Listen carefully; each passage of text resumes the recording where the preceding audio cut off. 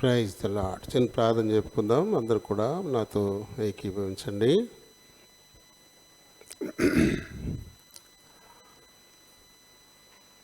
ప్రేమ కలిగిన మా ప్రియ పరలోకపు తండ్రి, వందనాలు, స్తోత్రాలు. మీ కృప చొప్పున మా జీవితాల్లో దయచేసిన మరొక పునరుత్థాన దినాన్ని బట్టి హృదయపూర్వకంగా మిమ్మలను స్తుతిస్తూ ఘనపరుస్తున్నాం. ఇంతవరకు పాడి స్తుతించాం, మీ వాక్యాన్ని ధ్యానించాలని ఆశపడుతూ ఉన్నాం. మా వెనికిడిలోనికి తేబడిన లేఖన భాగాల్ని దీవించండి. ఈ లేఖనాన్ని బట్టి దీనుడను ప్రభా బలహీనుడు మాట్లాడి శాసనం చేస్తూ ఉన్నాను. దయతో నన్ను క్షమించండి, నన్ను ఖాళీ చేయండి. మీ చిత్తానుసారమైన మాటలు నా నోట నుంచి మీరే మాట్లాడుకుని మహిమ ఘనత ప్రభావాల్ని పొందండి. చేర్చబడిన మా పిల్లలందరిని బట్టి మిమ్మల్ని స్తుతిస్తూ ఘనపరుస్తూ ఉన్నాను. ఈ కొద్ది సమయం తమ హృదయాలు చెవుల్ని పరలోకపు గవిని వైపు కేంద్రీకరించులాగున సహాయం చేయండి నాయన. కేవలం నాన్న వింటే త్వరపెట్టి తోడుకుండండి. నిలిచిపోతున్న వారిని కూడా జ్ఞాపకం చేసుకోండి నాయన. వారికి మరొక తరుణాన్ని అనుగ్రహించమని కోరుతా ఉన్నాను. నిద్రాత్మల్ని అంధకార శక్తుల్ని నజరుడనే సున్నామంలో బంధిస్తున్నాం. నన్ను మమ్మల్ని మీ మందిరాన్ని విద్యుత్ మైక్ సెట్ సమస్తాన్ని మీ చేతులకు అప్పగించుకుంటూ మీ నామమును అతిగా హెచ్చిస్తూ నన్ను మమ్మల్ని తగ్గించుకుంటూ ప్రభువును రక్షకుడునైనా యేసునామని అడిగి వేడుకుంటున్నాను మా పరమ తండ్రి, ఆమేన్. ప్రభునాములందరికీ వందనాలు. మరి దేవుడు తన ఉచితమైన కృపను బట్టి మన జీవితాల్లో మరొక పునరుత్థాన దినాన్ని మనకు అనుగ్రహించారు. మరి ప్రపంచ చరిత్రలో ఈ రోజుకు ప్రత్యేకత ఉంది. ఈ రోజు కంటే ఈ తారీఖు కాదు, తారీఖు మారుతూ ఉంటుంది, సంవత్సరం మారుతూ ఉంటుంది. ఈ రోజుకు ఒక ప్రత్యేకత ఉంది. ఎందుకు మారుతుంది? క్రిస్మస్ మారదు కదా, కానీ ఈ గుడ్ ఫ్రైడే, ఈస్టర్ మాత్రం, ఈ మెట్ల ఆదివారం మాత్రం మారుతూ ఉంటాయి. ఎందుకంటే ఇది హెబ్రీ క్యాలెండర్ ప్రకారంగా ఏర్పాటు చేయబడింది. ఇది హెబ్రీ క్యాలెండర్లో 31 రోజులు ఉండవు ఏ నెలకి కూడా. హెబ్రీ నెలలకి ఈ నెలకి 31 రోజులు ఉండవు, 29, 30 అలా ఉంటాయి. కానీ మరి మన క్యాలెండర్లో 7 నెలలకు 31 రోజులు ఉంటాయి కదా. 7 నెలలు ఉంటాయి, 31 రోజులు. ఈ రోజులు తేడా వస్తుంది ఇంగ్లీష్ క్యాలెండర్కి, ఈ హెబ్రీ క్యాలెండర్కి. ఆ రోజుల గురించి మారిపోతూ ఉంటాయి. మీకు మనందరికీ తెలుసు కదా, మన తెలుగు సాంప్రదాయ ప్రకారంగా చనిపోయిన వారి రోజులు కూడా మారిపోతూ ఉంటాయి. ఈ తెలుగు క్యాలెండర్ ప్రకారంగా లెక్క పెడతారు. చైత్రం, వైశాఖం ఈ నెలలు ఉంటాయి కదా, వాటి ప్రకారంగా లెక్క పెట్టడం ద్వారా ముందు వచ్చేస్తూ ఉంటుంది. వాస్తవానికి చనిపోయిన తారీఖు రాదు, కానీ సంవత్సరం ముందు వచ్చేస్తుంది ఈ లెక్క ప్రకారం. అలాగే హెబ్రీ క్యాలెండర్ ప్రకారంగా ఈ మెట్ల ఆదివారము, ఈ శుభ శుక్రవారము, ఈస్టరు, ఇవి తేదీలు మారుతూ ఉంటాయి. స్టాండర్డ్గా అలా ఉండిపోవు కదా. వాస్తవానికి ఇది మరి క్రీస్తు శకం 3వ శతాబ్ద ఆఖరిలో ఈ సంప్రదాయాన్ని ప్రారంభించారు. అంటే వాస్తవానికి యేసుప్రభు చనిపోయి మరణించి తిరిగి లేచిపోయిన వెంటనే ఇవి అమల్లోకి రాలేదు. ఆ తర్వాత జాగ్రత్తగా గమనించిన వారందరూ కూడా ఒక దాదాపు 250-275 సంవత్సరాల తర్వాత ఈ సంప్రదాయాన్ని మరి ప్రారంభించారు. ఇది వాస్తవం. యేసుప్రభు దేవుని మందిరంలోకి వెళ్ళడం, అని వాళ్ళందరినీ చెదరగొట్టేసేయడం, గాడిదెక్కి యెరూషలేము వీధుల్లోకి రావడం, ఇవన్నీ చరిత్రలో జరిగినటువంటి వాస్తవాలు. కానీ ఇవి జరపలేదు. అంటే కొంతమంది చూడండి, మధ్యలో పుట్టినరోజు చేసుకోవడం మొదలెడతారు.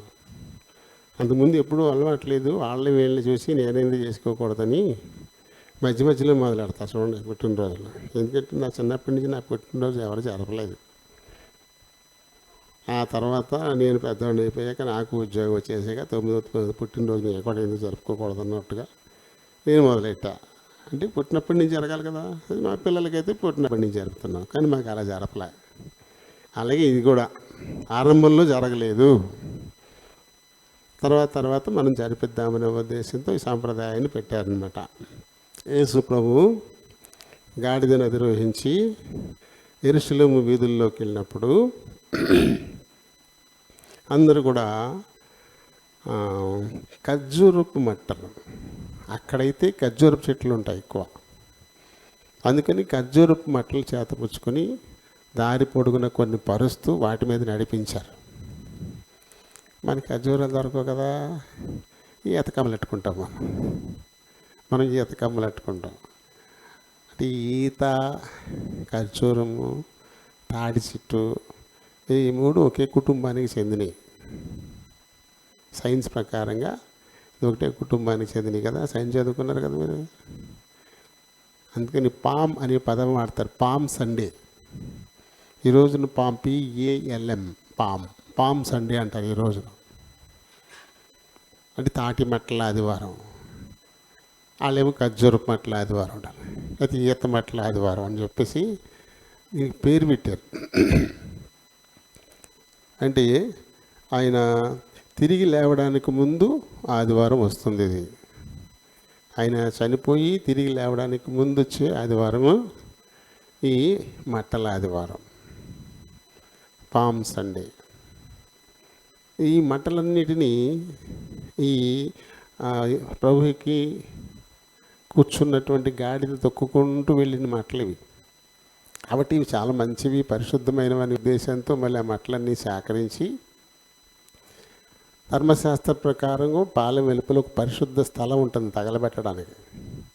తగలబెట్టడానికి కూడా ప్రత్యేకమైన పరిశుద్ధ స్థలము ఏర్పాటు చేయబడింది.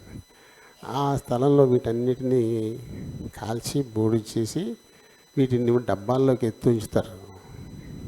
ఉంచి శ్రమ దినాలు ప్రారంభం అవుతాయి అనేటువంటి బుధవారం ఉంటుంది కదా, ఆ బుధవారం మనందరికీ ఉన్న సాంప్రదాయం ఏంటి, బొట్టెట్టి పిలుస్తారు కదా.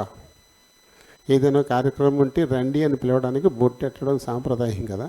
నీకు బొట్టెట్టి పిలిచాను, నువ్వు రాలేదు, లేదా నన్ను బొట్టెట్టని పిలిచావా నువ్వు, నేను వస్తాకి, ఇలాంటి మాటలు ఉంటాయి. దాని గురించి అని ఈ బూడిద, ఈ మట్టల బూడిదను తీసుకెళ్ళి ఇంటింటికి బుధవారం రోజున వారికి పెట్టి, ఈ రోజు నుంచి శ్రమదినాలు మొదలవుతూ ఉన్నాయి కాబట్టి శ్రమకాల ధ్యానాలకి రండి అని ఆహ్వానిస్తారంట. అందుకని ఆ బుధవారాన్ని భస్మ బుధవారం అంటారు. అంటే క్రీస్తు తిరిగి లేచిన ఆదివారం నుంచి వెనక్కి ఆదివారాలు తీసేసి లెక్కెడతారు. 40 రోజులు ఆదివారాలను తీసేసి వెనక్కి 40 రోజులు లెక్క పెడితే ఒక బుధవారం వస్తుంది. ఆ బుధవారమే ఈ మట్టల బూడిద పట్టుకెళ్ళి అందరికీ కూడా అలా బొట్టు పెట్టి, ఈ రోజు నుంచి శ్రమకాల ధ్యానాలు మొదలవుతూ ఉన్నాయి కాబట్టి మీరు అందరూ రావాలి అని ఆహ్వానిస్తారన్నమాట. అందుకని ఆ బుధవారానికి ఏం పేరు వచ్చింది, బూడిద అంటే భస్మమే. భస్మం అంటే బూడిద, భస్మ బుధవారం అని చెప్పేసి ఆ బుధవారానికి పేరు పెట్టారు. ఇలా అంటే ఇప్పటికి దాదాపుగా 1700 సంవత్సరాల క్రితం నుంచి ఈ సాంప్రదాయం నడుస్తూ ఉంది. కొన్ని దేశాలు చాలా తీవ్రంగా, చాలా పద్ధతిగా, ఉత్సాహంగా జరుపుతారు. కొన్ని దేశాలు కొంచెం పలచపలచగా జరుపుతూ ఉంటారు. అలాగే కొన్ని సహవాసాలు కూడా, కొన్ని మిషన్లు, డినామినేషన్లు కొన్ని చాలా ఎక్కువగా చేస్తారు. ఖచ్చితంగా ఈ రోజున మట్టలు పుచ్చుకుని వీధులంటా ఊరేగుతూ పాటలు కూడా పాడతారు. కొన్ని చోట్ల దేవుని మందిరాలను కూడా ఖర్జూరపు మట్టలతో అలంకరిస్తారు. ఈ మధ్యకాలంలో ఈ మట్టలు వేసిన బొమ్మలను గ్రీటింగ్స్గా కూడా పంపించుకుంటున్నారు. మట్లాదివార శుభాకాంక్షలు అని చెప్పి గ్రీటింగ్స్ కూడా పంపించుకుంటారు. ఇవన్నీ సాంప్రదాయము, ఒక ఆచారము, ఇది ఒక పద్ధతిని అనుసరిస్తూ ఉన్నారు అంతే. అంటే సంవత్సరానికి ఒకసారి నా ఇది. ఇక్కడ ఏ పండుగ అయినా, క్రైస్తవ్యంలో ఏ పండుగ అయినా రక్షింపబడిన వారికి ప్రతిరోజు పండగే, రక్షింపబడని వారికి ఆ రోజు మాత్రమే పండగ. ఈ మట్లాదివారం అనేటువంటి పండగ రక్షింపబడిన వాళ్ళకి ప్రతిరోజు పండగే. క్రీస్తు తమ జీవితాల్లోకి విజయుడై వచ్చినటువంటి రోజుగా వాళ్ళు ప్రతిరోజు జరుపుకుంటారు అన్నమాట. కానీ సాంప్రదాయాన్ని మాత్రమే పాటించే వాళ్ళకి ఆ రోజే పండుగ. అలాగే ఈస్టర్ అయినా,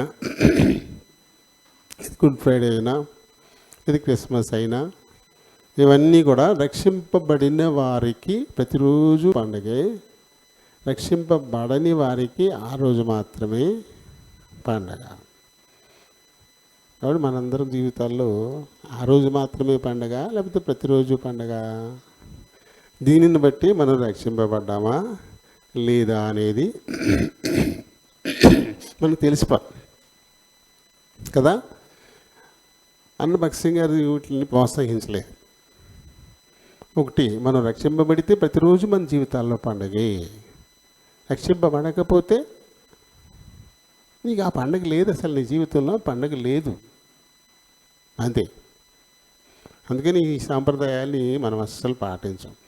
ఆ 40 రోజులు మాత్రమే పూట భోజనం చేయడం, లేకపోతే నీసు మానేయడం. ఈ మధ్యన అయితే డ్రెస్సులు కూడా వేస్తున్నారు, మన భారతదేశ సాంప్రదాయం కదా. మన సాంప్రదాయ ప్రకారం ఆ దేవుళ్ళని దేవతల్ని కొలిచేవారి పేరు మీద 40 రోజులు మాలలు వేస్తున్నారు, డ్రెస్సులు మారుతున్నారు కదా. అలాగే ఈ క్రిస్టియానిటీలో కూడా ఇప్పుడు కొంతమంది డ్రెస్సులు వేస్తున్నారు, మాలలు వేస్తున్నారు, దీక్షలు చేస్తున్నారు. ఇవి బైబిల్ ఎక్కడన్నా ఉన్నాయి అంటే లేవు. ఈ లోక మర్యాద, అది ఈ లోక మర్యాద అంతే. పాత నిబంధనలో దుఃఖ దినాలు, ఎవరైనా చనిపోతే ఒక 40 రోజులు మండల కాలం దుఃఖించేవారు. ఎవరు చనిపోతే మండల కాలం అంటే 40 రోజులు. అలాగే యేసుప్రభు ఉపవాసం ప్రార్థన చేసిన రోజులు 40. అలాగే మూషి కూడా దేవుని పర్వతం మీద అన్నాహారాలు మానేసి ఉన్న రోజులు 40. ఏలియా అన్నాహారాలు మానేసి నడిచిన రోజులు 40. ఇలా ఒక 40 రోజుల ప్రయాణాన్ని 40 సంవత్సరాలకు తీసుకెళ్ళిపోయాడు మన పితరుల్ని, వాళ్ళ అవిధేయతను బట్టి. అది కూడా 40. ఇలా 40 అంకి మండలం అంటారు, దీన్ని మండల కాలం అంటారు. 40 రోజుల్ని మండల కాలం అంటారు. అది మన భారతదేశంలో మన హైందవ సోదరులు బాగా పాటిస్తారు. ఇవి మనకైతే 40 అంకి ఉంది, కానీ ఈ రకంగా పాటించడం లేవు. మన వాళ్ళు కూడా పెట్టుకున్నారు, మాలలు కూడా వేసుకుంటున్నారు. సరేలేండి, మనకు ఆ పద్ధతులు ఇష్టం ఉన్నా లేకపోయినా ఈరోజు మట్టుకు అది కాబట్టి మనం గుర్తు చేసుకుంటున్నాం. దీనికంటే ముందు ఇప్పుడు కరోనా గురించి మాట్లాడుకోవాలి మనం. కరోనా మళ్ళీ పెరిగిపోతుంది బాగా. నేను మీకు రోజు చెప్తానే ఉన్నాను కదా, మళ్ళీ బాగా పెరిగిపోతుంది. దాదాపుగా ఒక 15-20 రోజుల పాటు 100 లోపే కేసులు వచ్చినాయి మన రాష్ట్రంలో. 100 లోపే. 22 బాగా తక్కువ, 22 కేసులే వచ్చిన రోజు కూడా ఉన్నాయి మన రాష్ట్రంలో. మన దేశవ్యాప్తంగా 12,000 కేసులు, 12,000 కేసులు మొత్తం దేశం అంతా కలిపి అలా వచ్చాయి. కానీ ఇప్పుడు ఏమైపోయినాయి తెలుసా? నిన్న రాత్రి 11 గంటల వరకు మన దేశంలో 62,258 కొత్త కేసులు వచ్చాయి. ఎక్కడ 12,000, ఎక్కడ 62,000. ఏ రేంజ్లో పెరిగిపోతుందో చూసుకోండి. అమెరికాలో 180,000 అలా ఉండి ఈ కాస్త వాళ్ళు ఎక్కొచ్చారు. మొన్న అమెరికాలో 13,000 కేసులు వచ్చినాయి అమెరికాలో. అది ఇవాళ అయితే మళ్ళీ 84,000 వచ్చినాయి అనుకోండి. మనం ఎంతో కింద ఉండేవాళ్ళం, అలాంటిది మనం పరిగెత్తుకు వెళ్ళిపోతున్నాం పైకి. ఇప్పుడు 4-5 రాష్ట్రాల్లో ఎన్నికలు జరుగుతున్నాయి. తమిళనాడులోను, కేరళలోను, బెంగాల్లోను, అస్సాంలోను అక్కడ అసెంబ్లీ ఎన్నికలు జరుగుతూ ఉన్నాయి. కాబట్టి కేసులు ఇంకా ఇప్పటిగా పెరిగిపోతాయి, విపరీతంగా పెరిగిపోతాయి. ఇక మన రాష్ట్రంలో తిరుపతి ఎన్నిక ఉంది, ఇంకా జడ్పీటీసీలు, ఎంపీటీసీలు ఎన్నికలు కూడా ఉన్నాయి. బహుశా అవి కూడా ఏప్రిల్ 10వ తారీఖు లోపల జరిపేస్తారేమో. 1వ తారీఖు నుంచి కొత్త ఎన్నికల కమిషనర్ వస్తున్నారు. అప్పుడు రాగానే మొట్టమొదటి కేసులు ఇదేనంట, మొట్టమొదటిది. ఎందుకంటే సగం అయిపోయింది, ఇది ఉపసంహరణలు కూడా అయిపోయినాయి కదా. ఒక 3-4 రోజులు ప్రచారం చేసుకుంటారు, ఎలక్షన్ ఎట్టేస్తారు, లెక్కెట్టేస్తారు, అంతే. తక్కువ 6 రోజుల్లో అయిపోతుంది ప్రొసీజర్. కాబట్టి ఇది కూడా జరిపేస్తారు అనుకుంటా. అంటే మనకి మళ్ళీ ఓట్లు వస్తాయి, మన ఊర్లో సకానికే వస్తాయి. ఎంపీటీసీ ఎన్ని కొంటలే, ఎంపీటీసీ మాత్రం సగానికే వస్తాయి. ఓటు ఎనానిమస్ అయిపోయింది. అయినా హడావిడి తప్పదు కదా, ఎందుకు చాలా జాగ్రత్త. కానీ ఇంక మన వాళ్ళు మాస్కులు తెచ్చుకోలేదు, ఎవరినో మర్చిపోతున్నారు పొందుతానికి. మాస్కులు కూడా ఉండాల్సిందే, ఇంకా మాస్క్ పెట్టుకోవాల్సిందేనమ్మా. మానకండి, చాలా స్పీడ్గా వస్తుందంట ఇది కేసు కదా. మరి మన రాష్ట్రం మరి 22 కేసులు అనుకున్నది అలా పోయి, మరి నిన్న రాత్రి 11 గంటల వరకు చూస్తే 947 కేసులు వచ్చాయి మన రాష్ట్రంలో. 22 ఎక్కడ, 947 ఎక్కడ? అది ఎంత స్పీడ్ వెళ్తుంది రాష్ట్రంలో చూడండి. రాజమండ్రిలో, ఒక్క రాజమండ్రిలోనే 100 పైన కేసులు వచ్చినాయంట నిన్న రాజమండ్రిలోనే. విశాఖపట్నంలో ఆంధ్ర యూనివర్సిటీలో ఇంజనీరింగ్ బ్లాకుల్లో అక్కడ కూడా 69 కేసులు మొత్తం ఇంజనీరింగ్ స్టూడెంట్స్కి వచ్చేసినాయి ఒక్కరోజే. ఏలూరులో వచ్చిన ఈ స్కూళ్ళల్లో, ఈ స్కూల్లో కనుక కేసు కనపడితే ఆ స్కూల్ మూసేయమని ఆర్డర్స్ ఇచ్చారు. అడుకోలే స్కూల్లో కరోనా కేసు కూడా కనపడింది అనుకోండి, స్కూల్ మూసేస్తారు అంతే. అలా ఆర్డర్లు ఇచ్చేసారు. ఎక్కడన్నా కేసు కనపడితే మూసేయండి అంతే, ఇంకా తరవద్దు. బహిరంగ సమావేశాలు, పండగలు ఇవన్నీ ఇప్పుడు రద్దు చేయబడ్డాయి. 30వ తారీఖు హోలీ ఉంది, ఇంట్లో చేసుకో, ఈదులకు తగ్గ రంగులు వేసుకుంటానంటే లేదు. అంత స్ట్రిక్ట్ ఆర్డర్స్ వచ్చేసినాయి. మళ్ళీ మనం నిర్లక్ష్యంగా ఉంటే లాక్డౌన్ కూడా వచ్చేది. అది రాకుండా చూసుకోవాల్సిన బాధ్యత మనది. లాక్డౌన్ అంటే హౌస్ అరెస్టే కదా, మన ఇంట్లో అరెస్ట్ అయిపోయినట్టే. శుభ్రం వండుకుని తినే వాళ్ళకి పర్లేదు, అన్నీ ఉంటాయి, ఏ గొడవ లేదు. ఎండలో కూడా వెళ్ళట్లేదు, ఆశాకాలం కదా, ఇంట్లోనే కూర్చుని తిన శుభ్రంగా. వ్యాపారాలు చేసుకునే వాళ్ళకి, ఉద్యోగం చేసుకునే వాళ్ళకి అయితే మొత్తం మీద జీతం సగం వచ్చినా పోయిన తర్వాత అయినా ఇస్తారనుకోండి. మరి వ్యాపారాలు చేసుకునే వాళ్ళకి ఆ రోజు వ్యాపారం చేసుకుని ఒక 1000 రూపాయలు సంపాదించుకుంటే కానీ బతికలేదు. అలాంటి వాళ్ళ సంగతి ఏంటి, మూతపడిపోతాయి, చాలా ఇబ్బంది. దయచేసి అందరూ కూడా ఈ కరోనా ఇదివరకు ఏ రకంగా అయితే మనం పాటించామో నిబంధనలు మళ్ళీ పాటించాల్సిందే. మాస్క్ పెట్టుకోవాలా, చేతులు ఎప్పుడు కూడా శానిటైజర్స్ తోటి శుభ్రంగా కడుక్కోవడం, శానిటైజర్ పూసుకోవడం, ఎవరితో గుంపుల్లో ఉండకుండా ఉండడం, అలాగే కరచాలనాలు, హగ్గింగ్లు ఏమి చేసుకోకూడదు. ప్రేమ ఎక్కువైపోయి చాలా కాలం కనపడేసరికి కొంతమంది హగ్గింగ్ చేసుకుంటారు, అది కూడా చేసుకోకూడదు. అవన్నీ దూరమే. ఇప్పుడు షేక్ హ్యాండ్ కూడా మానేసి ఇలా గుద్దుకుంటున్నారు, ఇప్పుడు ఇలాగంట. ఇది మానేశారు. దీన్ని మనం పాటిద్దాం, ఎందుకంటే మరి 2వ సంవత్సరంలోకి వచ్చాం, ఈ కరోనాలో 2వ సంవత్సరంలోకి వచ్చాం. మరి దేవుని వాక్యంలోకి మనం వద్దాం. చూడండి, ఈ మత్తయి సువార్త 21వ అధ్యాయము 1 నుంచి ఈ 11 వచనాల్లో ఉన్నటువంటి ఈ సన్నివేశం, ఇది మరి యేసు ప్రభు మనందరి పాపాల నిమిత్తము సిలువకు అప్పగింపబడే ఆ కార్యక్రమం ఏదైతే ఉందో, దేని నిమిత్తం ఆయన ఈ లోకంలోకి వచ్చాడో దాన్ని నెరవేర్చడానికి ఆయన వేసినటువంటి మొదటి అడుగు ఇది ఆ మొదటి అడుగు, దాన్ని నెరవేర్చడానికి వేసిన మొదటి అడుగు అన్నమాట. ఇది ఎక్కడి నుంచి, ఆ తర్వాత అరెస్ట్ అయిపోవడం, ఆ తర్వాత తీర్పుకి వెళ్ళడం, ఆ తర్వాత సిలువ శిక్ష, కొండ మీద సిలువ వేయబడ్డం, ఆ తర్వాత పాతిపెట్టబడి మరణాన్ని జయించి తిరిగి లేవడం, ఆ తర్వాత మళ్ళీ ఆరోహణుడై వెళ్ళిపోవడం, ఇవన్నీ తర్వాత వచ్చే అడుగులు. ఈ సిలువ బలియాగ కార్యక్రమానికి మొట్టమొదటి అడుగు ఇక్కడే పడింది. ఏముంది ఇక్కడ చూడండి, యెరూషలేమునకు సమీపించి ఒలీవ చెట్ల కొండ దగ్గర ఉన్న బేత్పగేకు వచ్చినప్పుడు యేసు తన శిష్యుల్లో 2 చూచి అంటాడు. బేత్పగే, బేత్పగే అంటే అంజూరపు గృహము అని అర్థం ఉంది దీనికి. ఇంకా దీన్ని బేతనీ అని కూడా అంటారు. బేతనీ. బేత్పగే అంటే బేతనీ గ్రామం. ఎవరిది ఇది? ఈ బేతనీ అనేటప్పటికీ మనకి గుర్తొచ్చేస్తుంది ఒక కుటుంబం. ఎవరు?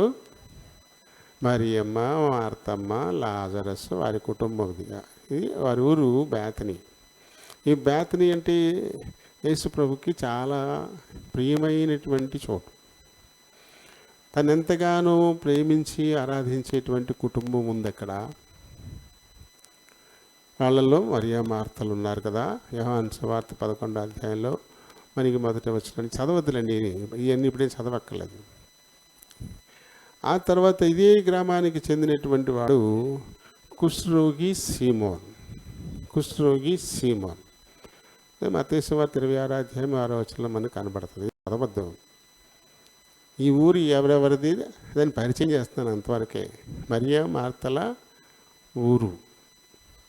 అలాగే కుష్ఠరోగి అయినటువంటి సీమోను యేసు ప్రభుని విందుకు పిలిచాడు. ఆయన ఈ ఊరి వాడే. ఆ తర్వాత ఒక పాపాత్మురైన స్త్రీ, ఆమె మరియా అని కూడా అంటారు, కన్నీటితో క్రీస్తు పాదాలను కడిగినటువంటి ఊరు కూడా ఇదే. లూకా సువార్త 7:38 మనకి ఇది కనబడుతుంది. ఆ తర్వాత చనిపోయిన లాజరును లేపినటువంటి ఊరు కూడా ఇదే. ఇది యోహాను సువార్త 11 అలాగే 17వ వచనంలో మనకి ఇది చూడవచ్చు మనం. ఆ తర్వాత క్రీస్తు మరణించి తిరిగి లేచిన తర్వాత శిష్యులు చూస్తుండగా పరలోకానికి ఆరోహణమై వెళ్ళిపోయినటువంటి ఊరు కూడా ఇదే. ఇదే బేతనీ. ఇక్కడి నుంచే లూకా సువార్త 24వ అధ్యాయం 51 వచనాల్లో మనం విషయాన్ని చూస్తాం. అక్కడి నుంచి ఆ 11 మంది శిష్యులు చూస్తూ ఉండగా ఆయన ఆరోహణుడై వెళ్ళిపోయాడు. అంటే ఈ ఊరికి అంత ప్రాధాన్యత ఉంది. ఈ ఊరిని యేసు ప్రభు చాలా ప్రేమించాడు. యెరూషలేముకి ఇది దాదాపు ఒక 2 మైళ్ళ దూరంలో ఉన్నటువంటి ఒక గ్రామం. యెరూషలేముకి సమీప గ్రామం అన్నమాట. అక్కడికి వచ్చేసరికి యేసు ప్రభు ఏం చేశాడంటే 2 శిష్యుల్ని పిలిచాడు. మీరు ఆ గ్రామంలోకి వెళ్ళండి. ప్రస్తుతం ఈ గ్రామం ఎల్ అజారియా అని పేరుతో ఉంది. ఈ బేతనీ ప్రస్తుతం ఉంది. యెరూషలేముకు ఆగ్నేయంగా ఒక 2 మైళ్ళ దూరంలో ఎల్ అజారియా అనే పేరుతో ఉన్నటువంటి ఊరు. అప్పుడు అదే బేతనీ. ఇప్పుడు ఈ రకంగా ఉందన్నమాట. వెళ్ళి అక్కడ ఇంటి ముందు కట్టబడినటువంటి ఒక గాడిద ఉంటుంది. దాన్ని పిల్ల కూడా ఉంటుంది. ఆ గాడిదను విప్పి తోలుకురండి మీరు. ఒకవేళ యజమానుడు కనుక వచ్చి ఎందుకు మీరు దాన్ని విప్పుతున్నారు అని ఒకళ్ళు అడిగితే ఇది మా ప్రభువుకు కావాలి అని చెప్పండి, అతనే తోలి పంపిస్తాడు అని చెప్పి పంపించాడు యేసు ప్రభు 2 శిష్యుల్ని. వాళ్ళిద్దరూ అక్కడికి వచ్చారు. వచ్చినప్పుడు గాడిద ఉంది, గాడిద పిల్ల ఉంది. సరే, గాడిద అంటే అది ఒక వ్యక్తిని మోసుకెళ్ళడానికి పనికొస్తుంది. మరి దాని పిల్ల ఎందుకు మరి? ఇప్పుడు ఆయన గాడిద మీదే అధిరోహించి వెళ్ళాడు, ఆ పిల్ల మీద కాదు. కానీ దాన్ని కూడా కలిపి పలుకు రమ్మన్నాడు కదా. ఎందుకది? ఎందుకంటే తండ్రులేమి పిల్లలేమి అందరూ తన స్వాధీనంలోనే ఉన్నారు. అందరినీ రక్షించడానికైనా వచ్చినటువంటి వాడు. కాబట్టి తల్లిని తీసుకురండి, పిల్లల్ని వదిలేయండి అని చెప్పలే. తల్లి పిల్ల అందరూ కూడా నా వారే, కాబట్టి అందరినీ అనే ఉద్దేశంతో. ఎందుకంటే యెహెజ్కేలు 18వ అధ్యాయము 4వ వచనంలో తండ్రులేమి కుమారులేమి అందరూ నా వశంలోనే ఉన్నారు అని అక్కడ దేవుడు చెప్తాడు. కాబట్టి పెద్దళ్ళు పిల్లలు అందరికీ రక్షణ కావాల్సిందే. రక్షణ అనేది వ్యక్తిగతం కదా. ఆహారం అనేది వ్యక్తిగతమే కదా. తల్లి తింటే పిల్ల కడుపు నిండుద్దా? పిల్ల తింటే తల్లి కడుపు నిండుద్దా? ఎవరిదో వాళ్ళే తినాలి. ఎవరి రక్షణ వాళ్ళదే. కాబట్టి అందరూ రక్షణ పొందాల్సిందే. అందరూ ఈ క్రీస్తు యొక్క విజయోత్సవంలో అందరూ కూడా పాలు పొందాల్సిందే. ఎందుకంటే అందరి నిమిత్తమే ఆయన సాతానును గెలిచాడు. ఒకదాన్ని గెలిచి మరొక దాన్ని గెలవడం కోసం వెళ్ళబోతా ఉన్నాడు. అర్థమైంది? అది ఒకదాన్ని గెలిచాడు. ఎక్కడ మనకి మత్తయి సువార్తలో 4వ అధ్యాయంలో కనపడుతుంది. సాతానును గెలిచాడు ఆయన. సాతానును గెలిచాడు. ఏ ఆయుధాలను ఉపయోగించి ఆది తల్లిదండ్రులైన ఆదాము హవ్వలను సాతాను మోసం చేసి పరిశుద్ధులుగా పాపరహితులుగా ఈ లోకంలోకి వచ్చిన వారిని పాపులుగా మార్చేశాడు. వాటిని ఆ సాతానుడు యేసుప్రభు మీద కూడా ప్రయోగించాడు. అది మత్తయి సువార్త 4వ అధ్యాయంలో ఉంటుంది. అయితే ఈయన గెలిచాడు వాటి మీద. అంటే సాతానును గెలిచేశాడు. గెలిచి ఇప్పుడు మరణమును కూడా గెలవడానికి ఆయన వెళ్తా ఉన్నాడు. మరణాన్ని కూడా గెలవడానికి, అంటే చనిపోతేనే కదా మళ్ళీ మరణం గెలిచి తిరిగి లేవడం అనేది. చనిపోవడం అంటూ జరిగితేనే కదా మళ్ళీ బతకడం అనేది. కాబట్టి ఇప్పుడు చనిపోవడానికి వెళ్తూ ఉన్నాడు. ఆ తర్వాత మరణాన్ని గెలుస్తాడు. ఒకటి గెలిచి రెండో దాన్ని గెలవడానికి ఆయన ఇప్పుడు యెరూషలేము వీధుల్లోకి వెళ్తూ ఉన్నాడు కదా. అది సందర్భం. ఇది ఇక్కడ ఏదైతే యేసుప్రభు చెప్పాడు మత్తయి సువార్త 5వ అధ్యాయం 17వ వచనాల్లో, ధర్మశాస్త్రమునైనను ప్రవక్తల వచనములనైనను కుట్టివేయడానికి నేను రాలేదు కదా. ఒక పొల్లు కానీ సున్న కానీ అన్నీ నెరవేరాల్సిందే, ఏది కొట్టివేయబడదని చెప్పి యేసుప్రభు చెప్పాడు కదా. అయితే ఇప్పుడు ఆయన ఈ రీతిగా యెరూషలేము వీధుల్లో గాడిదను అధిరోహించి వెళ్ళాలి అనేటువంటిది ఎప్పుడో ప్రవచింపబడిన ఒక ప్రవచనం. జకర్యా 9వ అధ్యాయము 9వ వచనాన్ని మనం చదివితే, సియోను నివాసులారా, అంటే సియోను అంటే యెరూషలేమే, యెరూషలేము నివాసులారా బహుగా సంతోషించండి. మళ్ళీ ఇక్కడ యెరూషలేము నివాసులారా ఉల్లాసంగా ఉండండి. మీ రాజు నీతిపరుడును రక్షణ గలవాడును దీనుడునై గాడిద పిల్లను ఎక్కి నీ యొద్దకు వచ్చుచున్నాడు. ఆడెక్కింది గాడిద మీదే, దాని పిల్ల కూడా దాని వెంట వచ్చింది కదా. అందుకని అది కూడా అందులో పాలు పొందినట్టే లెక్క.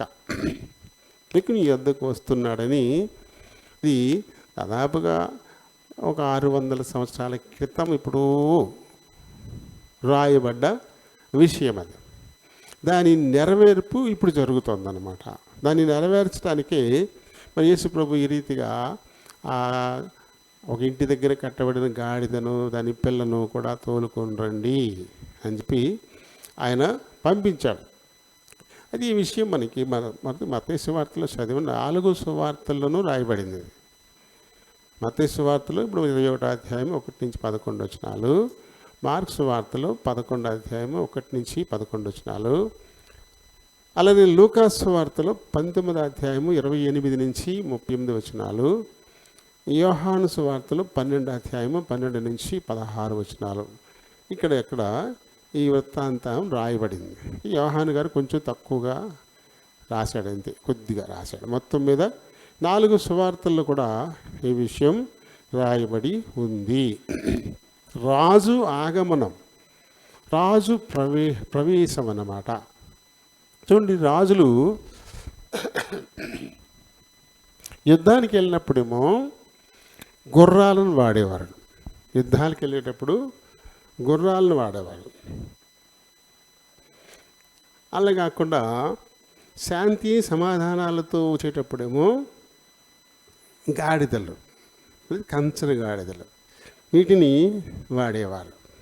ఇప్పుడు ఈయన యెరూషలేములోకి శాంతికి వస్తూ ఉన్నాడే తప్ప యుద్ధానికి రావట్లే, నాశనం చేయడానికి వస్తున్నట్టు లేదు.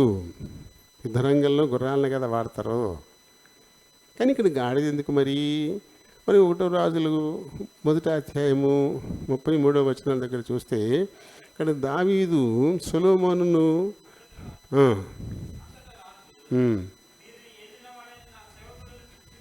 పోయి సొలొమోనును నా కంచర గాడిద మీద ఎక్కించి తీసుకుని పోయి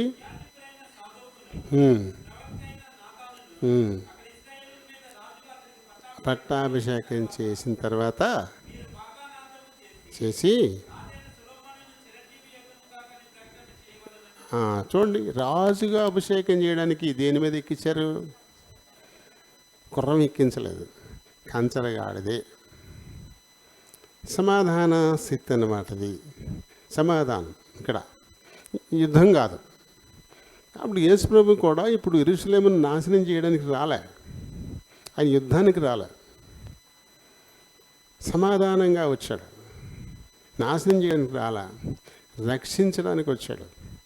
కాబట్టి ఇప్పుడు ఈయన కూడా అదే గాడిదను అధిరోహించి రాబోతా ఉన్నాడు. చూడు, యెషయా 62:11 చదువుదాం. ఆలకించుడి, భూదిగంతముల వరకు యెహోవా సమాచారము ప్రకటింపచేసి ఉన్నాడు. ఇదిగో రక్షణ నీ యొద్దకు వచ్చుచున్నది.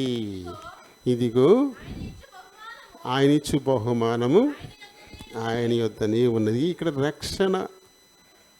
రక్షణ గలవాడిగానే వస్తూ ఉన్నాడు యెరూషలేములోకి.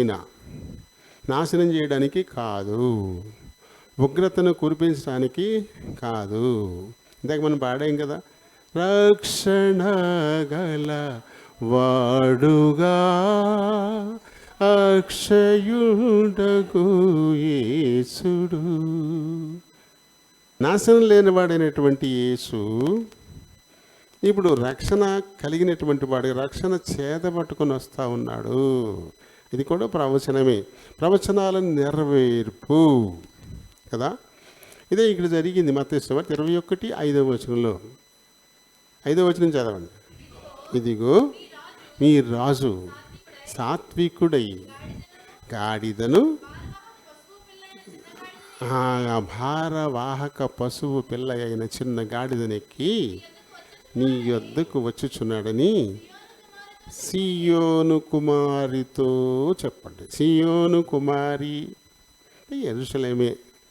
యెరూషలేముని సీయోను కుమారిగా, అలాగే ఒక్కొక్కసారి సీయోను కన్యక అంటూ మనకి అలంకారప్రాయంగా రాయబడినటువంటి విషయాలన్నమాట ఇవి. ఇక్కడ సీయోను కుమారి అంటే స్త్రీగా మనం అనుకుంటా ఉంటాం, కానీ కాదు, అది యెరూషలేమే. అంటే దేవుని కుమార్తె, అది ఆయన కుమార్తెగా, ఆయన పిల్ల ఆయన ప్రస్తావించేటువంటి వాడు. సీయోను కుమారి. 2వ రాజులు 19:21 అమ్మా. యెహోవా సెలవిచ్చిన మాట ఏదంటే, సియోను కుమార్తె అయిన కన్యక. చాలే, యెరూషలేముకి పెట్టినటువంటి పేరే ఇది. ఆ సియోను కుమారితో చెప్పండి.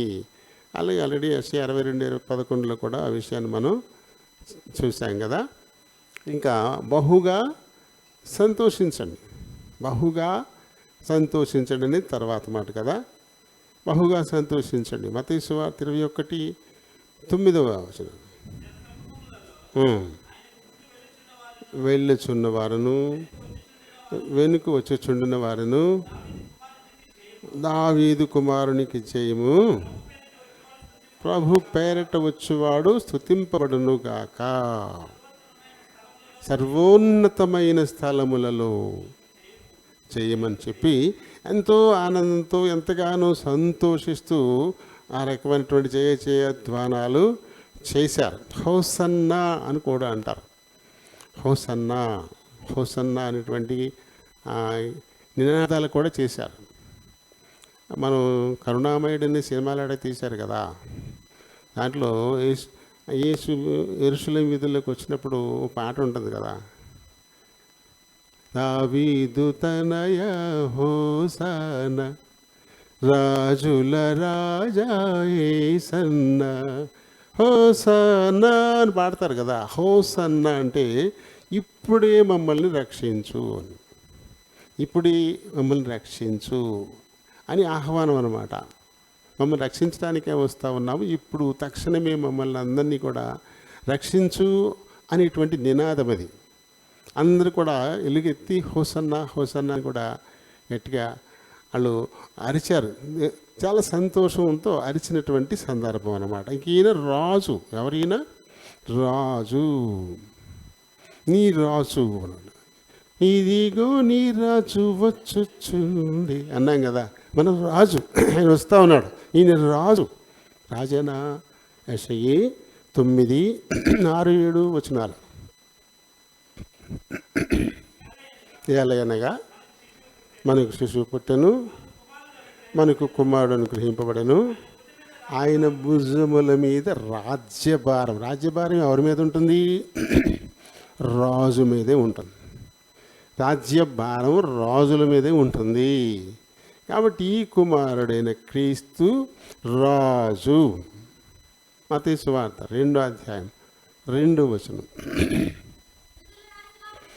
యూదుల రాజుగా పుట్టినవాడు ఎక్కడున్నాడు? ఎవరేశారు ఈ ప్రశ్న? గొప్ప జ్ఞానులు. ఆకాశంలో సంభవించిన ఒక చిన్న మార్పు, కొత్తగా పుట్టిన ఒక నక్షత్రాన్ని బట్టి ఒక గొప్ప వ్యక్తి రాజు పుట్టాడు అని లెక్కలేసిన వారై హేరోది ఇంటికి వచ్చి యూదుల రాజుగా పుట్టినవాడు ఎక్కడున్నాడు అని ప్రశ్నించారు వాళ్ళు. ఎవరిని గురించి? ఇప్పుడు క్రీస్తుని గురించే కదా. ఆయనే రాజు. అలాగే అదే మత్తయి సువార్త 25:34 అప్పుడు రాజు ఎవరైనా పరలోక రాజ్యం ఎలా ఉంటుంది అని ఉపమానాన్ని యేసు ప్రభు చెప్పాడు కదా. చెప్పినప్పుడు అప్పుడు రాజు అంటే ఎవరి రాజు? ఈయనే. అందరూ కూడా ఈ శరీరంతో చేసిన క్రియలు మంచివైనా సరే చెడ్డవైనా సరే తీర్పు కొరకు క్రీస్తు న్యాయపీఠము ఎదుట నిలబడాలి అని ఉంది కదా. ఆయనే న్యాయాధిపతి, ఆయనే రాజు. కాబట్టి నీ రాజు అన్నాడు. ఈయన న్యాయవంతుడు. ఈయన ఎవరు? ఈయన న్యాయవంతుడు కదా. న్యాయవంతుడు. యోహాను సువార్త 18:38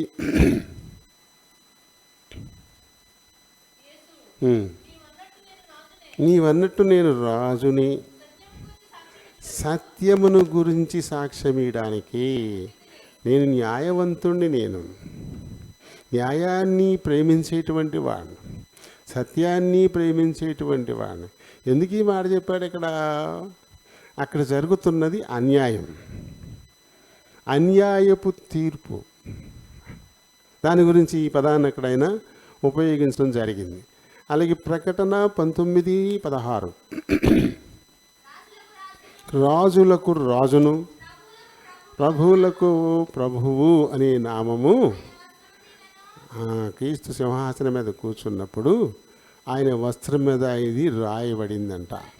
తోడ మీదను రాయబడింది కదా. ఈ న్యాయవంతుడు అయిన వాడు సింహాసనం మీద కూర్చుని న్యాయం తీర్చేటువంటి వాడు.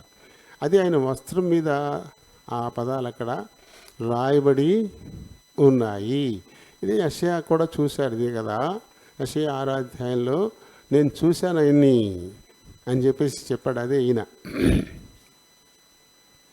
చూడండి 2వ వచనం నుంచి. అయ్యో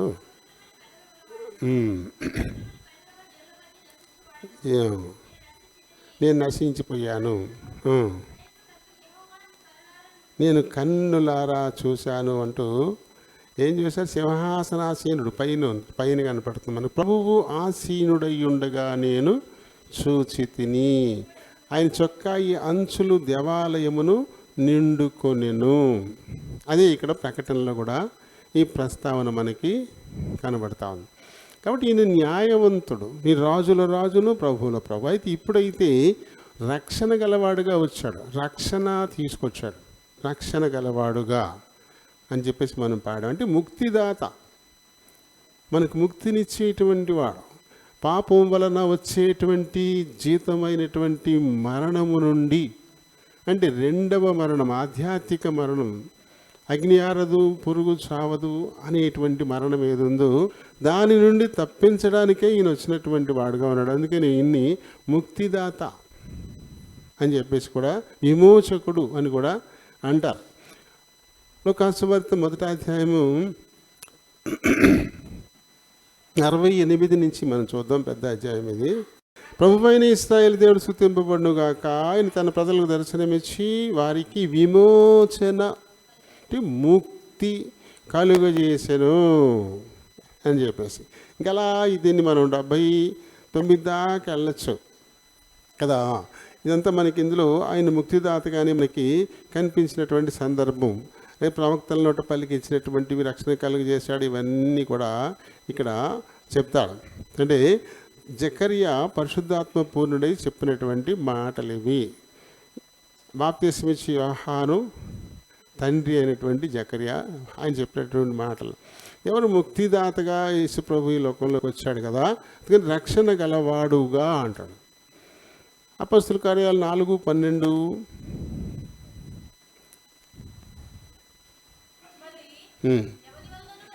ఎవని వలనను రక్షణ కలగదు ఈ నామముని. అది నామం అంటే యేసునామం. యేసునామం రక్షించేటువంటి నామం. ఈ నామం వల్లనే మనకి రక్షణ అంటాడు. 13వ అధ్యాయము 47వ వచనం.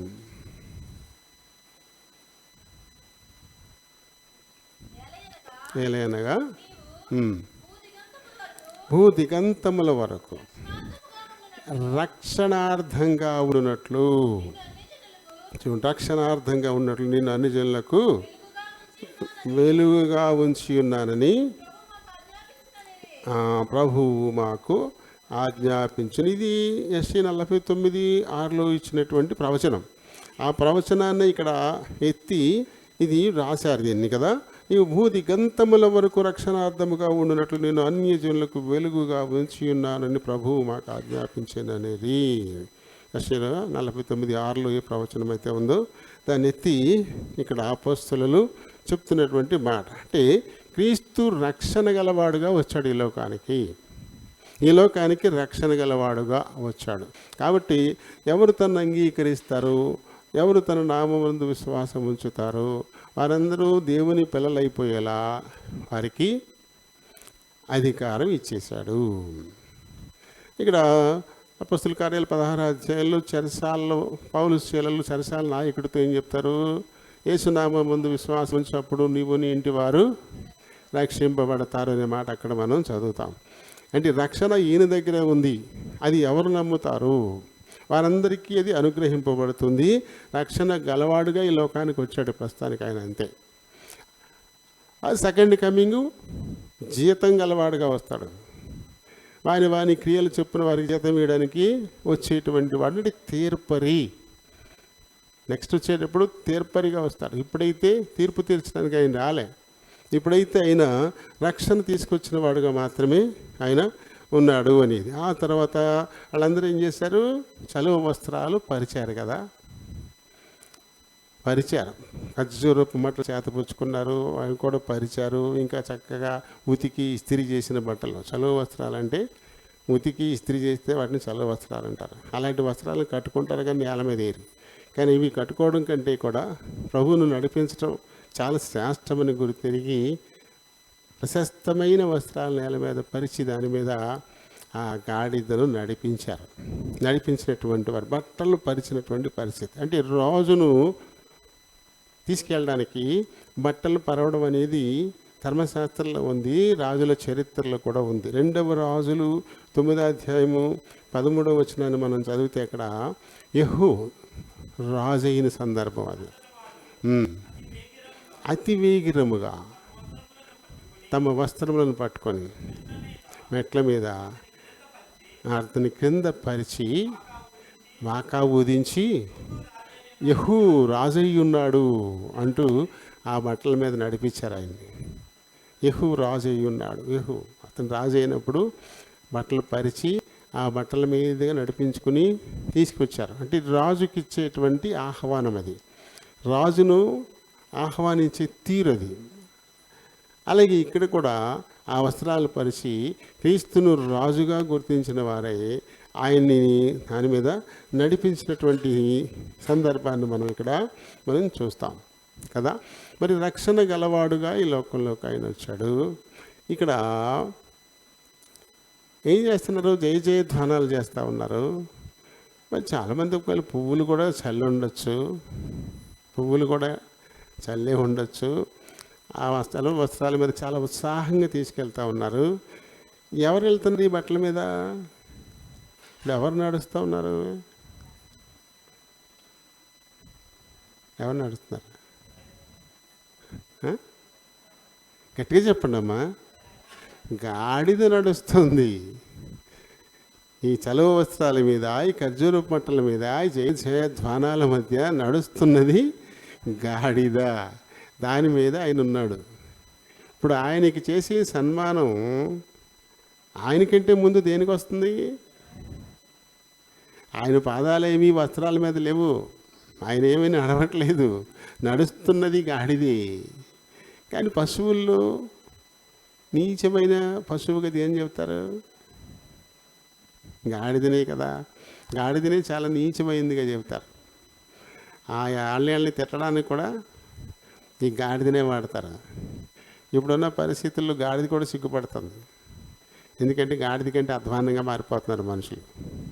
ఇది వరకు మనిషి గొప్పడు, గాడిద నీచమైంది కాబట్టి ఆ గాడిదతో పోల్చి తిట్టేవారు. ఇప్పుడు గాడిద కంటే నీచమైన వాళ్ళుగా మారిపోతున్నారు మనుషులు. ఇప్పుడు గాడిదలు కూడా సిగ్గుపడే పరిస్థితి వచ్చి, ఆడితో నన్ను పోలుస్తావేంటి? గాడిద కంటే హీనంగా తయారైపోయారు, వాళ్ళతో నన్ను పోలుస్తావు. గాడిదలు కూడా సిగ్గుపడే పరిస్థితి వచ్చేసింది కదా. ఇటువంటి నీచమైంది. ఇది రాజనగర్ లోపలికి రావడానికి అర్హత లేదు. ఇవి ఎవరు వాడతారు? వీటిని పేదవాళ్ళు వాడతారు. పేదోళ్ళు. ఇంకా ఈ పేదవాళ్ళల్లో ఎక్కువగా అప్పుడు ఎవరు వాడేవారంటే మడీలు అన్నలు వాడేవారు. మడీళ్ళు అంటే రజకులు. రజకులు అంటే చాలామంది తెలియదు కదా. అది మొత్తం ఈ చాకలి సంబంధించినటువంటి వాళ్ళకి ఇచ్చిన పేరు రజకులు అనే పేరు ఇచ్చారు. ఇప్పుడు చట్ట ప్రకారంగా ఇప్పుడు చాకళ్ళని పిలవకూడదు, రజకులు అని పిలవాలి. అలాగే మంగళ్ళని పిలవకూడదు, నాయి బ్రాహ్మణులు అని పిలవాలి.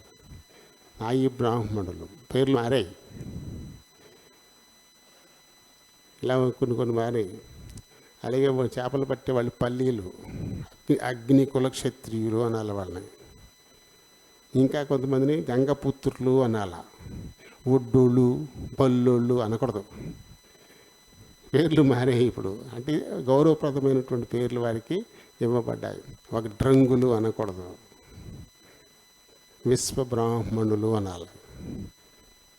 కంసాలని, వడ్రంగుల్ని కూడా విశ్వబ్రాహ్మణులు అని పిలుస్తారు.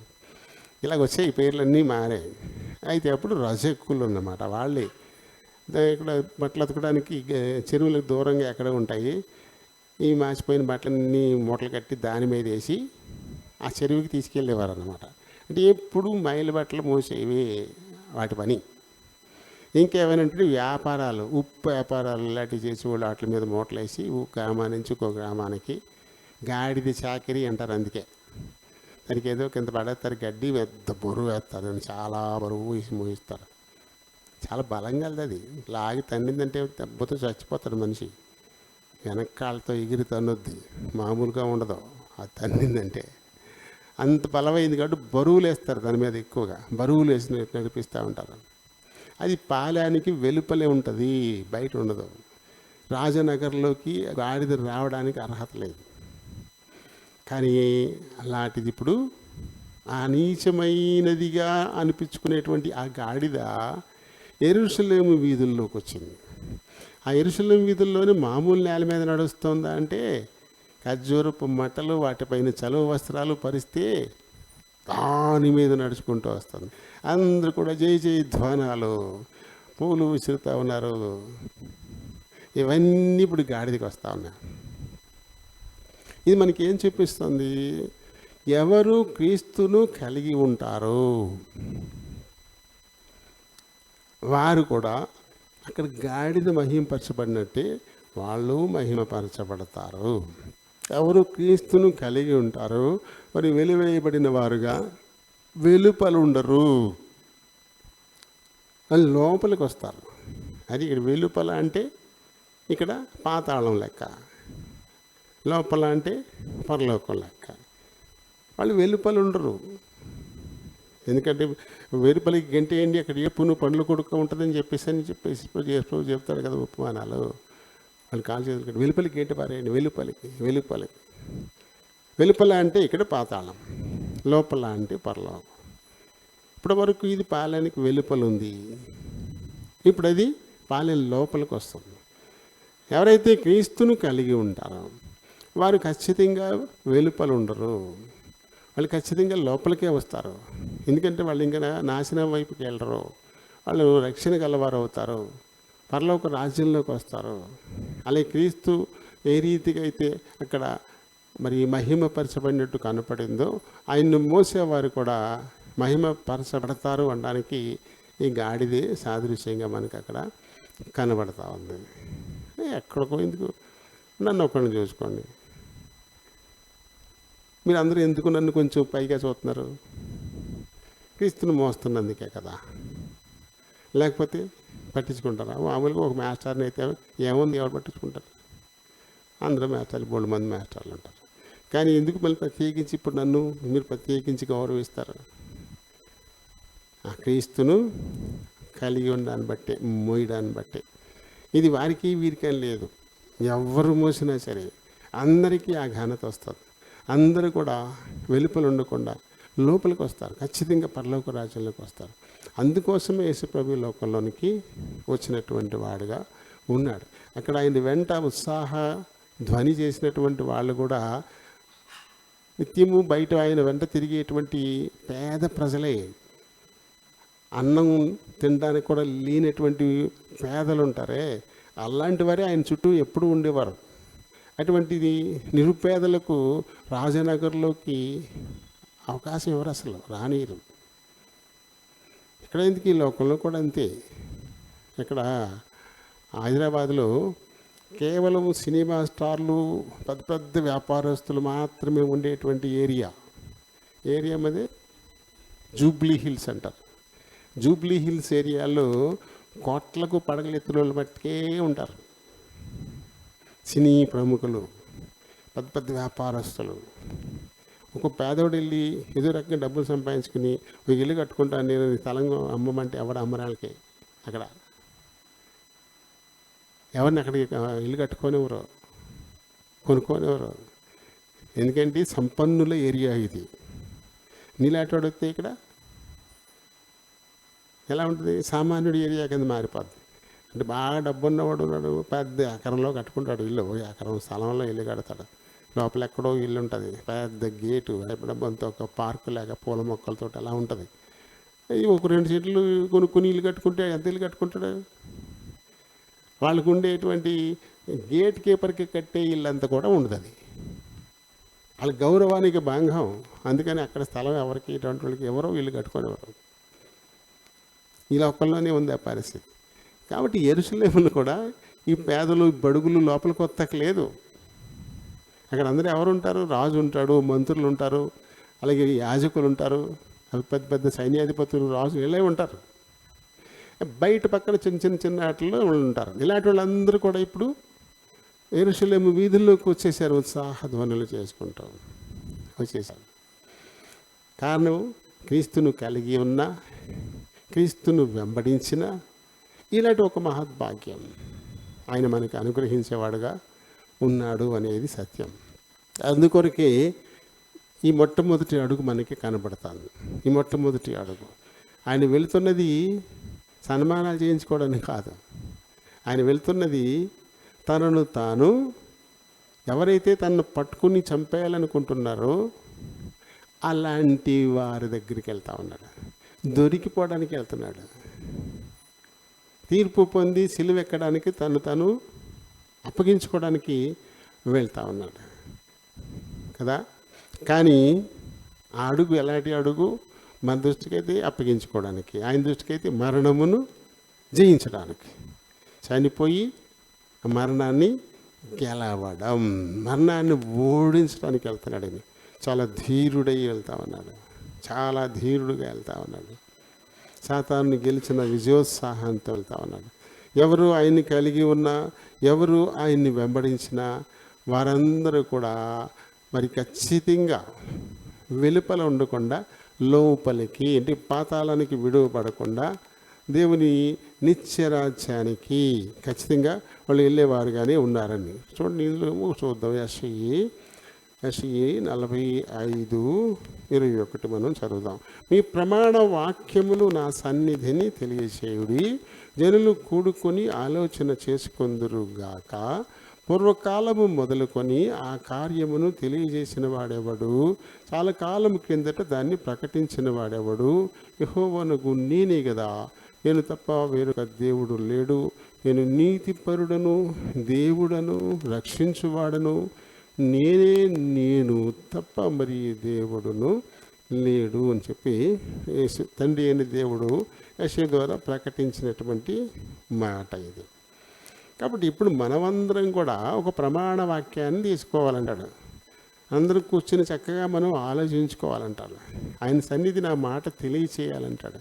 ఏంటంటే, నీవే రక్షకుడవు, నీవే మా విమోచకుడవు, నీవే మమ్మలను వెలుపల నుంచి లోపలికి తీసుకువెళ్ళేటువంటి వాడవు, నీవే మమ్మను మహిమపరచువాడవు, నీవే మమ్మల్ని ఘనపరచువాడవు, ఇందుకు చాలిన వాడవు నీవు తప్ప మరొకరు లేరు అని చెప్పి మనందరూ ఒక ప్రమాణం తీసుకోవాలంటాడు ఆయన. ఒక ప్రమాణం తీసుకొని ఆ ప్రమాణ వాక్యాన్ని ఆయన సన్నిధిని తెలియపరచాలి అన్నాడు. అంటే ఈ విషయాన్ని మనం వినేసి మొదలకుండా ఊరుకోవడం కాదు.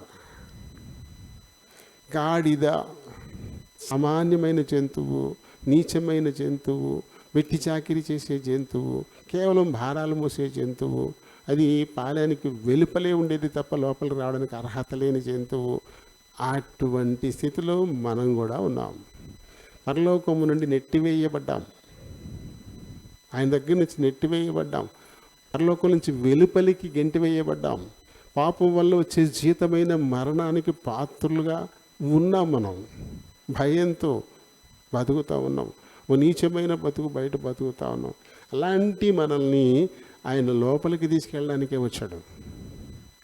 అందుకు మనల్ని అర్హులు చేయడం కోసం మన పాప శాపాలన్నీ కలువరి శిలువ మీద వేసుకొని పాలు వెలుపలికి మోసుకెళ్ళిపోయి తను అంటుకొట్టించుకోవడం ద్వారా శిలువకు మన పాపాలను కూడా మేకులతో శిలువ కొయ్యలకు అంటగొట్టేయడానికి వెళ్తూ ఉన్నాడు. ఈ విషయాన్ని మనం గుర్తెరగాలంటాడు. గుర్తెరిగి ఇప్పుడే మనం ప్రమాణ వాక్యాలు, ఇది గాడిద నిన్ను మోసినట్లుగా నేను నిన్ను కలిగి ఉంటాను, నిన్ను నేను మోస్తాను, అందుకు నేను సిద్ధం అని ఆయనకి అప్పచెప్పుకుంటే ఆ గాడిద పిల్లను యెరూషలేము వీధుల్లో నడిపించినట్లే మనల్ని కూడా నడిపించువాడు. అది కట్టబడి ఉన్న గాడిద, బంధకాల్లో ఉన్న గాడిద, దానికి విడిపించాడు కదా, దానికి విడుదల వచ్చింది. అలాగే పాపాలతో రకరకాలైన కట్టుబాట్లతో కట్టబడిన మనకు కూడా ఒక విడుదల ఎప్పుడు వస్తుంది? ఆయన అంగీకరించినప్పుడు. నువ్వే నా విమోచకుడు అని ఒప్పుకోవాలి. అందుకోసమే ఈ లోకానికి నువ్వు వచ్చావని ఒప్పుకోవాలి. హృదయపూర్వకంగా ఎప్పుడు దాన్ని మనం ఒప్పుకుంటామో అప్పుడే మనల్ని విడిపించే కార్యక్రమం ఆయన చేస్తాడు. మన అంగీకారం లేకుండా ఆయన విడిపించడం, మనం అంగీకరించాలి, మన వేడుకోలు కావాలి, ఆయన్ని మనం అడగాలి. ఎందుకంటే ఈ బంధకాలు నన్ను విప్పుకోలేకపోతా ఉన్నాను, అది నా వల్ల కాడలే, ఇది భయంకరమైన బంకలా ఉంది, ఓ చేతితో పీక్కుంటే ఇంకో చేతికి అంటుకుంటుంది, నా వల్ల అవట్లే, మూడో వ్యక్తి కావాలి, నువ్వు తప్ప ఎవరు లేరు, అందుకే వచ్చారు అని చెప్పి మనం ఒప్పుకోవాలి. ఆ విషయాన్ని ఎప్పుడైతే మనం ఒప్పుకుంటామో ఇక నువ్వు తప్ప నాకు శరణం ఇంకెవరు లేరు, నువ్వే రక్షకుడివి, అందుకోసం వచ్చావు అని చెప్పేసి అంగీకరిస్తాము. అలాంటి వారందరి బంధకాలు విప్పడానికి, వాళ్ళందరి యొక్క వెట్టి చాకిరిని తీసేయడానికి, వారందరికీ స్వేచ్ఛనివ్వడానికి, అలాగే వారిని ఘనపరచడానికి ఆయన చాలా ఇష్టంతో ఉన్నవాడు. తండ్రులేమి కుమారులేమి అందరూ ఆయన స్వాధీనంలోనే ఉన్నారు. కాబట్టి అందరూ చేయాలి. మా అమ్మ ప్రార్థన చేస్తుంది కదా, నాకు ఆశీర్వాదం వస్తుంది, అయితే మా నాన్న చేస్తున్నాడు కదా నాకు వస్తుంది, మా ఆవిడ చేస్తుంది కదా నాకు పర్లేదు రక్షణ వస్తుంది, అయితే మా ఆయన గారు చేస్తున్నారు కదా నాకు వస్తుంది. లేవు. ఇవి వ్యక్తిగతం. అందరూ తండ్రులేమి పిల్లలేమి అందరూ కూడా అంగీకరించాలి. క్రీస్తును సొంత రక్షకునిగా అంగీకరించాలి. దాన్ని అందరూ అంగీకరించరు అన్నాడు. అలాంటి వాళ్ళందరూ ఇప్పుడు కుమారులై రాజనగరంలో ఉంటారు, వెలుపల ఉండరు. కుమారులు ఎక్కడుంటారు? అంతఃపురం లోపల ఉంటారు. పని వాళ్ళు ఎక్కడుంటారు? బయట ఉంటారు. అంతే కదా. మనం బయట ఉన్నాం, పరలోకం నుంచి నెట్టివేయబడి బయట ఉన్నాం. మనం వాళ్ళందరినీ మళ్ళీ అంతఃపురంలోకి తీసుకెళ్ళడానికి ఇష్టపడుతున్నాడు ఆయన. అందుకే వచ్చాడు ఈ లోకానికి. దాన్ని మనం ఒప్పుకోవాలంట. యోహాను సువార్త 1:12 ఉన్న మాట అది. తన్నెందరు అంగీకరించిరు అనగా తన నామం ముందు విశ్వాసం ఉంచిన వారందరికీ దేవుని పిల్లలవ్వడానికి వారికి అధికారం ఇచ్చును. దేవుని పిల్లలు ఎక్కడుంటారో? అది యజమాని పిల్లలు ఎక్కడుంటారా? లోపల ఉంటారా బయట ఉంటారా? అంతఃపురంలో ఉంటారు, రాజనగరం లోపల ఉంటారు, వెలుపల ఉండరు. వెలుపలున్న మనము లోపలికి వెళ్ళడానికి ఒకటే అర్హత చెప్పాడు, యేసుని అంగీకరించటం, ఆయన నామం ముందు విశ్వాసం ఉంచటం. ఆయన ముక్తిదాతగా ఈ లోకంలోకి వచ్చాడు, రక్షణ గలవాడుగా ఈ లోకంలోకి వచ్చాడు, మన కొరకు శిలువ బలివేగం చేయడానికి వచ్చాడు, మన పాపాలన్నీ శిలువ మీద మోసుకెళ్ళిపోవడానికి వచ్చాడు. ఈ మరణ భయంతో భయపడుతూ బతుకుతూ ఉన్నాము. ఆ మరణ భయాన్ని తొలగించడానికి వచ్చాడు.